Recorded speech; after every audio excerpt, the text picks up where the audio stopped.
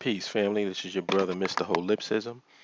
Um, I'm coming back from Atlanta, Georgia. I was out there this weekend hanging out with my family.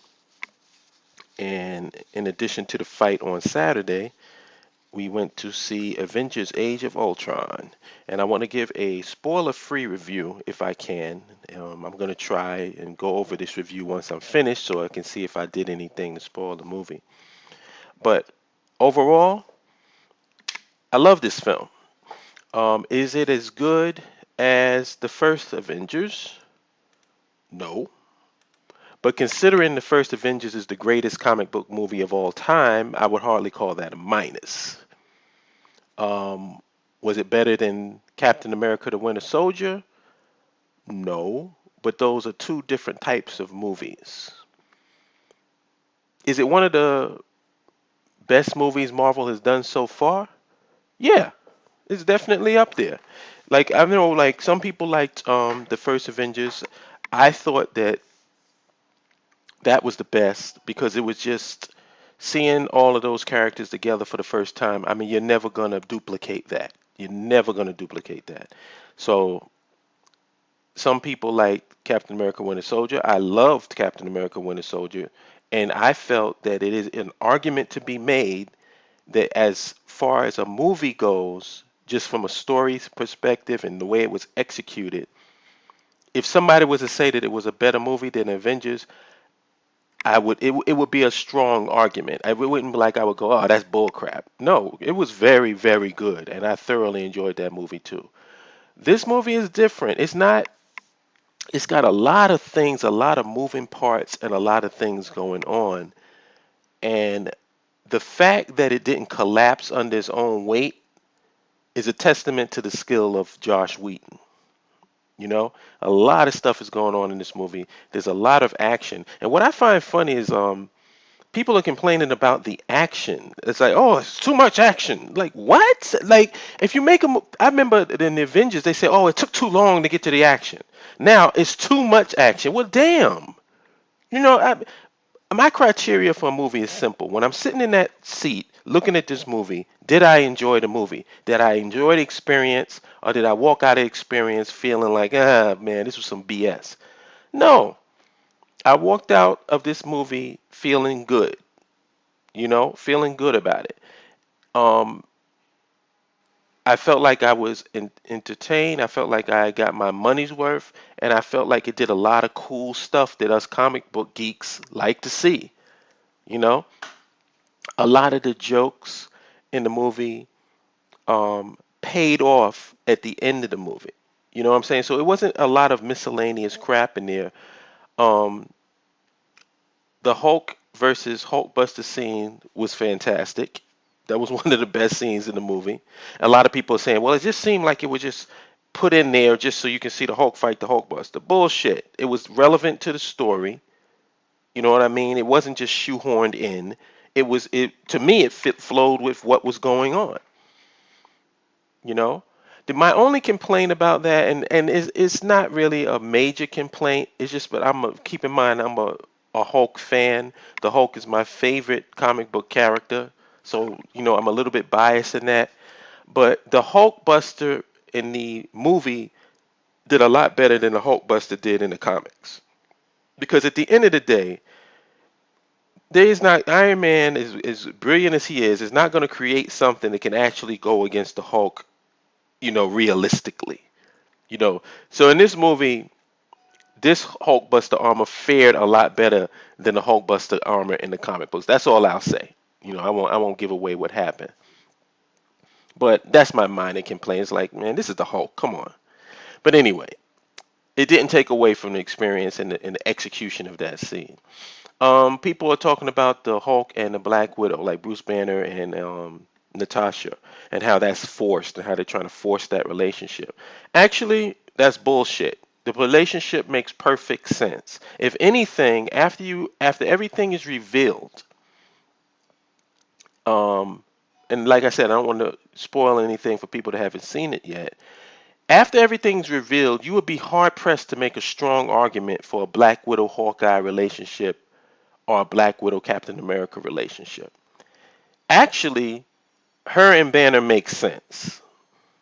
So it didn't seem forced to me because I was concerned about that going in, like, oh, are they just trying to do this for the female demographic, blah, blah, blah, blah. I mean, maybe they were, but it didn't seem forced. It seemed organic and it made sense to me. Um, Ultron. People said that Ultron was too funny. Yeah, he was funny, but Ultron, was he menacing? Yes. To me, he was menacing. You know what I'm saying? Like he was a formidable villain. But what I like the most about, and I think what people are missing about the whole Ultron thing, is that remember, and I hardly think that this is a spoiler because obviously it's been revealed in the trailers. Tony Stark basically created Ultron, him and Bruce Banner, but Ultron is basically like the negative version of Tony Stark. So his personality is similar to Stark's, and that's why I thought it was funny because he didn't like to be compared to Stark. It's sort of like this is Stark's bad personality. You know what I mean? And so that the personality of Ultron fit within the paradigm of that dynamic. I didn't find it took away from Ultron. I don't know what people were expecting, like in terms of menace. Like, what were you expecting of Ultron to be? Especially when you cast Spader as the voice actor. What did you think? Like, did it go against? Like, you're like, oh my God, I can't believe the way that this was portrayed with James Spader playing the voice. No, it made perfect sense, and it was what I expected. So I really don't know what people's problem is with that, but I didn't have a problem with it. Um, Lot of cool stuff, man. Lot of cool stuff. The new entries into the franchise of the Scarlet Witch and Quicksilver, they were good. They were believable. I walked in thinking like everybody was talking about, oh, their accents didn't sound realistic. It didn't take me out of the movie at all. I thought that they did a great job.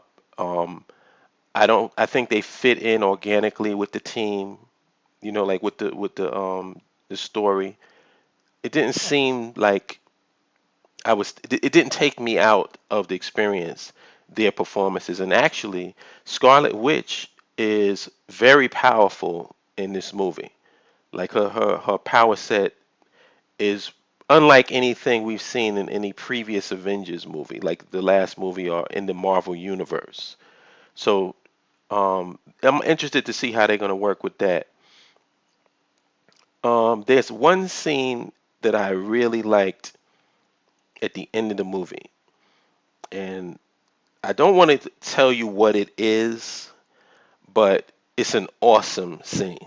Like it's an awesome sequence, and it's a total geek out moment.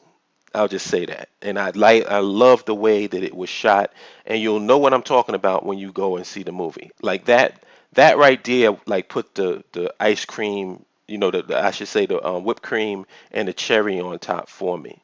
So I had no issues with this movie. I had no problems with this movie. I was thoroughly entertained by this movie. Um, Anything that I can pick out would be nitpicking. Like the bottom line is when you go to see a movie, and I did this before when I in one of my videos where I said how to critique a film or movie. When you go to see a movie, going to see a movie is like having sex. When you sitting down, you have it when you time to have sex. What you got to do is be involved in the experience. It's like, all right, do me. You with another person, you're making love, having fucking whatever you want to call it. Now is not that's not the time for critique. What you have to do is experience the sex. And then once the sex is over, either you felt satisfied or you was like, it didn't really do it for me. And then at that point, if you were satisfied, then you should be able to review and go over the things that you really liked and the things that satisfy you. And if you were dissatisfied, then you can review and go over the things you didn't like. That's how you do it. But what I notice, a lot of people are sitting in the theater and they're watching the movie and critiquing the movie at the same time. So how are you ever going to enjoy the experience? Experience the movie, accept it for what it is, and then at the end of the movie, you can say, well, did I like that? Did it entertain me? Did it keep me engaged? Then wow, that was a good movie. Maybe it kept you engaged sometime, but then it did something that brought you out of the experience. That's possible too. But you can analyze this stuff after the movie is over.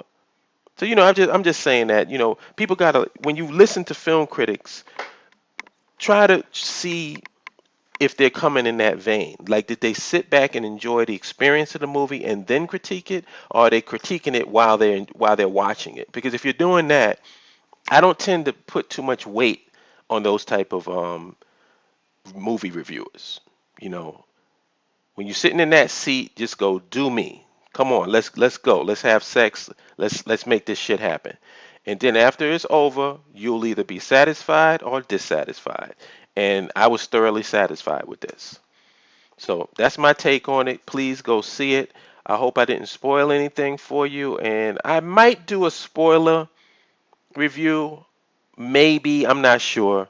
But I really don't like doing that. I like, just giving my thoughts and letting people know whether they should go see it or not. And definitely go see it. If there's anybody out there that's telling you this movie is not good, don't go see it. Oh, give me a fucking break. No way in hell. Go see this movie. Go watch it. Take your family. Hopefully it's a crowded theater because you're going to have a great time. I had a great time with my family, and I think you'll have a great time with yours. So that's it for my review of Avengers Age of Ultron. Talk to you good people later. Peace.